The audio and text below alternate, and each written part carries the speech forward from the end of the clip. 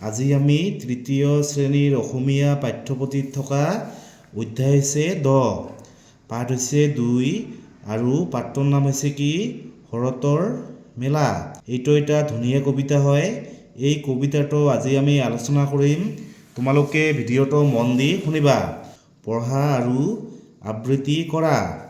শেৱালি ফুলিল, মুকুতা সৰিল, নিয়ৰে কৰালে স্নান। আহিনীয়ে গালে শাৰদী কাহিনী, সিংহ বাহিনীৰ গান। জোনায়ে হাঁহিলে, তৰায়ে নাচিলে, ৰূপোৱালী ঢৌ তুলি। আই লক্ষ্মীয়ে ধানৰ খেতিত দিলেহি চৰণ ধূলি। এনেকুৱা দিনতে দীপালীৰ ৰাতি, অন্ধকাৰ হয় নাক। এনেকুৱা দিনতে বৃন্দাবনতে, গোসাঁইয়ে পাতিলে ৰাস। তোমালোকে এই কবিতাখন পঢ়িবা আৰু আঠশাৰী মুখস্থ কৰিবা। এতিয়া আমি পাঠটোত থকা প্ৰশ্ন উত্তৰসমূহ আলোচনা কৰিম।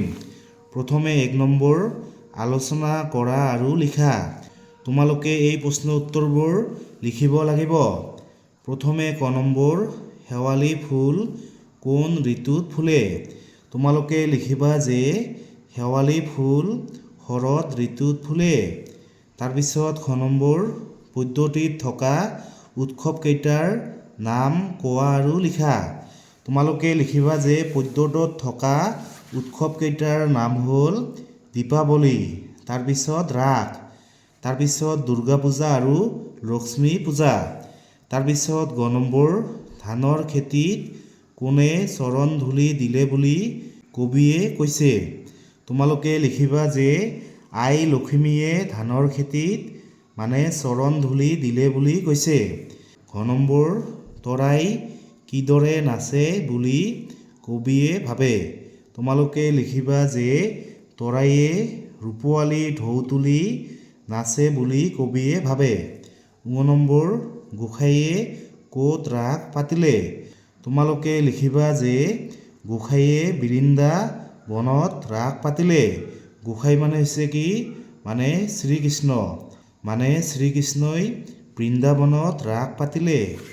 তাৰপিছত 2 নম্বৰ, তলৰ পদ্যফাঁকিৰ শব্দবোৰ খেলিমেলিকৈ দিয়া আছে।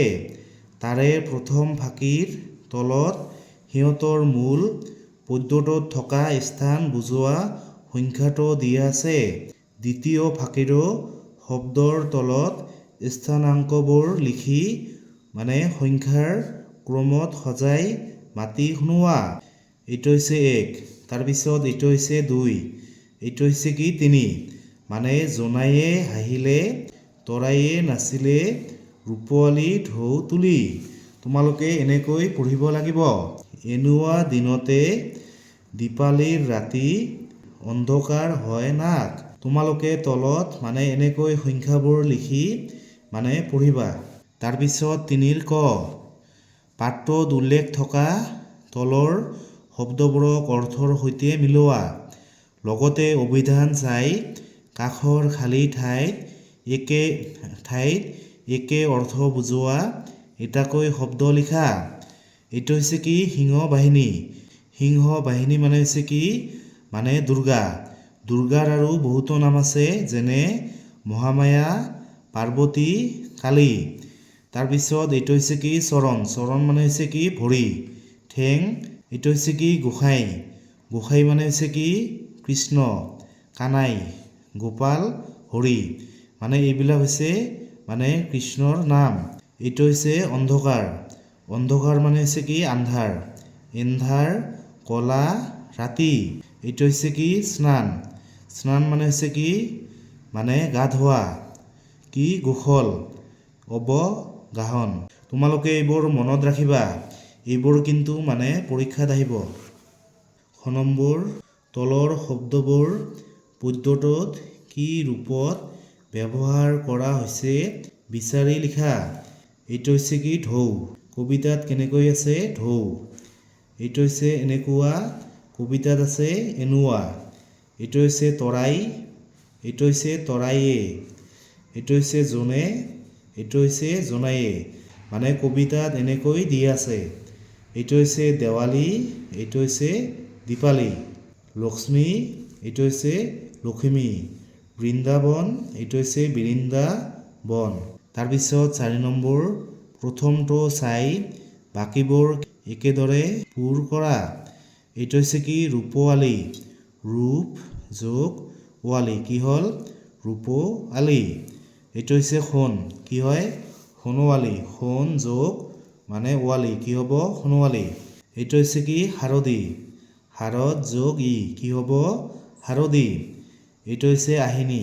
আহিন যোগ ই কি হ'ল আহিনী। এইটো হৈছে বহাগী। বহাগ যোগ ই কি হ'ল বহাগী। এইটো হৈছে জোনাকী। জোনাক যোগ দীৰ্ঘ ই কি হ'ল জোনাকী। এইটো হৈছে মাঘী। মাঘ যোগ ই কি হ'ল মাঘী। এইটো হৈছে প্ৰাণী। প্ৰাণ যোগ ই কি হ'ল প্ৰাণী। জানো আহা। শব্দৰ শেষত ই থাকিলে আৰু তাৰ লগত এ যোগ হ'লে ইৰ ঠাইত ইয়ে হয়। যেনে ভাই যোগ এ কি হ'ল ভাইয়ে। এইটো হৈছে গোসাঁই যোগ এ কি হ'ব গোসাঁইয়ে। আই এ কি হ'ব আইয়ে। এইটো হৈছে ককাই এ কি হ'ব ককাইয়ে। এইটো হৈছে পিতাই এ কি হ'ব পিতাইয়ে। তাৰপিছত 5 নম্বৰ, জোনায়ে হাঁহিলে তৰায়ে নাচিলে ৰূপোৱালী ঢৌ তুলি আই লক্ষ্মীয়ে ধানৰ খেতিত দিলেহি চৰণ ধূলি। এই পদ্যফাঁকিত থকা শব্দবোৰ সলাই তুমি নিজাববীয়াকৈ পদ্য আকাৰত লিখা। প্ৰথমে লিখিবা তৰায়ে নাচিলে, তাৰপিছত লিখিবা জোনায়ে হাঁহিলে ৰূপোৱালী ঢৌ তুলি আই লক্ষ্মীয়ে ধানৰ খেতিত দিলেহি চৰণ ধূলি। এইটো এনেকৈ লিখিলেই হ'ব। তাৰপিছত 6 নম্বৰ, ভাবা আৰু লিখা। ক নম্বৰ, পদ্যটোত তোমালোকে নিয়ৰে কৰালে স্নান বাক্যশাৰী পাইছা। ইয়াত নিয়ৰে স্নান কৰোৱা কথাটোৱে নিয়ৰে তিওৱা বুজাইছে। তুমি নিয়ৰে কিহক কিহক স্নান কৰোৱা দেখিবলৈ পাইছা কোৱা। তোমালোকে এই প্ৰশ্নৰ উত্তৰটো লিখিবা যে পথাৰ গছ-গছনি ঘাঁহ তাৰপিছত ফুল ঘৰৰ চাল আদিক মানে নিয়ৰে স্নান কৰোৱা দেখা পাইছো। তাৰপিছত খ নম্বৰ, পদ্যটোত উল্লেখ থকা উৎসৱকেইটাৰ উপৰি তুমি শৰৎকালত আন কি কি উৎসৱ দেখিবলৈ পাইছা দলত আলোচনা কৰি কোৱা। তোমালোকে এই প্ৰশ্নৰ উত্তৰটো লিখিবা যে মানে কালী পূজা কাতি বিহু মানে এইবিলাক উৎসৱ আমি শৰৎকালত পালন কৰা মানে দেখা পাওঁ। তাৰপিছত গ নম্বৰ, তুমি যোগদান কৰা যিকোনো এটা উৎসৱৰ বিষয়ে 5 শাৰী লিখা। এইটো তোমালোকে নিজে লিখিবা। তাৰপিছত ঘ নম্বৰ, তোমালোকে পদ্যটোত শেৱালি ফুলৰ নাম পাইছা।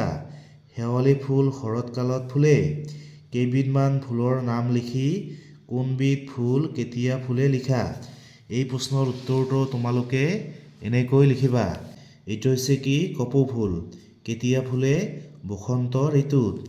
তাৰপিছত নাৰ্জী ফুল শীতকালত, জবা ফুল শৰৎকালত, পলাশ বসন্ত কালত। এইটো হৈছে পদুম কেতিয়া ফুলে গ্ৰীষ্ম ঋতুত। এইটো হৈছে কৃষ্ণচূড়া কেতিয়া ফুলে গ্ৰীষ্ম ঋতুত। তাৰপিছত 7 নম্বৰ, দফাটো পঢ়া আৰু সিপিটিত দিয়া প্ৰশ্নবোৰৰ উত্তৰ লিখা। তোমালোকে এইখন পঢ়ি মানে তলৰ প্ৰশ্নবোৰৰ উত্তৰ দিব লাগিব। ৱাংগালা গাৰোসকলৰ এটি প্ৰধান উৎসৱ। প্ৰতি বছৰে ঝুম খেতি চপোৱাৰ পাছত নৱেম্বৰ মাহত তেওঁলোকে এই উৎসৱটো পালন কৰে। 3 দিনীয়া এই উৎসৱৰ প্ৰথম দিনটো তেওঁলোকে আদৰণি অনুষ্ঠান হিচাপে পালন কৰে। দ্বিতীয় দিনাখন তেওঁলোকে বিভিন্ন সুস্বাদু থলুৱা খাদ্য প্ৰস্তুত কৰে। এই খাদ্যসমূহ তেওঁলোকে মিচিং চালজাং অৰ্থাৎ সূৰ্য দেৱতাক অৰ্পণ কৰাৰ পাছতহে গ্ৰহণ কৰে। সেইদিনা গাৰোসকলে জাতীয় সাজপাৰ পিন্ধি ডামা, বাংচি, ৰাং আদি বাদ্যযন্ত্ৰ বজাই আনন্দ উল্লাস কৰে। বিভিন্ন খেল ধেমালিৰ প্ৰতিযোগিতা আৰু গীত মাতৰ অনুষ্ঠানেৰে তেওঁলোকে দিনটোৰ কাৰ্যসূচী সামৰণি মাৰে। তৃতীয় দিনাখন তেওঁলোকে সেই অঞ্চলটোৰ জ্যেষ্ঠ আৰু বিশিষ্ট অতিথিৰ উপস্থিতিত এখন মুকলি সভা পাতে। সভাত তেওঁলোকে আগদিনা হৈ যোৱা প্ৰতিযোগিতাত অংশগ্ৰহণকাৰীসকলক পুৰস্কাৰ প্ৰদান কৰে। তাৰ পাছত এই বিশিষ্ট লোকসকলৰ ভাষণেৰে উৎসৱটোৰ সামৰণি পৰে। এই উৎসৱত গাৰোসকলে এশটা ঢোল বা ডামা বজাই চৌদিশ মুখৰিত কৰি তোলে। সেয়ে ইয়াক এশ ঢোলৰ উৎসৱ বুলিও কয়। এতিয়া তোমালোকে তলৰ প্ৰশ্নবোৰৰ উত্তৰ দিব লাগিব। প্ৰথমে ক নম্বৰ, গাৰোসকলৰ প্ৰধান উৎসৱটোৰ নাম কি? তোমালোকে লিখিবা যে গাৰোসকলৰ প্ৰধান উৎসৱটোৰ নাম হ'ল ৱাংগালা। তাৰপিছত খ নম্বৰ, ৱাংগালা উৎসৱটো কেতিয়া পালন কৰে? তোমালোকে লিখিবা যে ৱাংগালা উৎসৱটো নৱেম্বৰ মাহত পালন কৰে। তাৰপিছত গ নম্বৰ, এই উৎসৱটোৰ দ্বিতীয় দিনটোত কি কি হয়?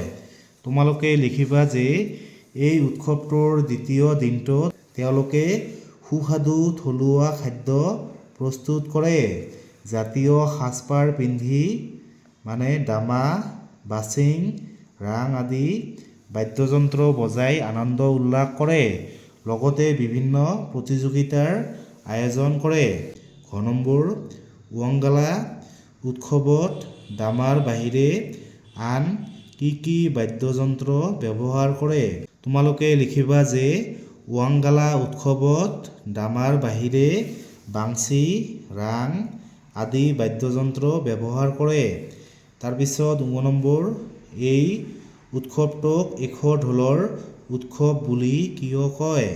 তোমালোকে লিখিবা যে এই উৎসৱত এশটা ঢোল বা ডামা বজায়। সেইকাৰণে ইয়াক এশ ঢোলৰ উৎসৱ বুলি কোৱা হয়। ৮ নম্বৰ, দলত আলোচনা কৰি লিখা।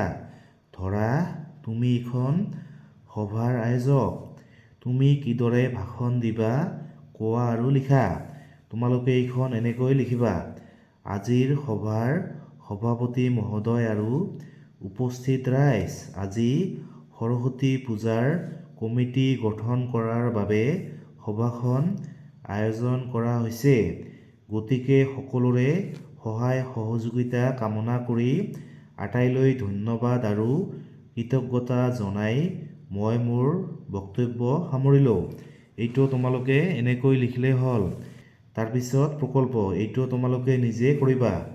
আমি কোন কোন ঋতুত কি কি উৎসৱ পালন কৰোঁ, প্ৰয়োজন বোধে জ্যেষ্ঠজনৰ সহায়ত তাৰে এখন তালিকা প্ৰস্তুত কৰা।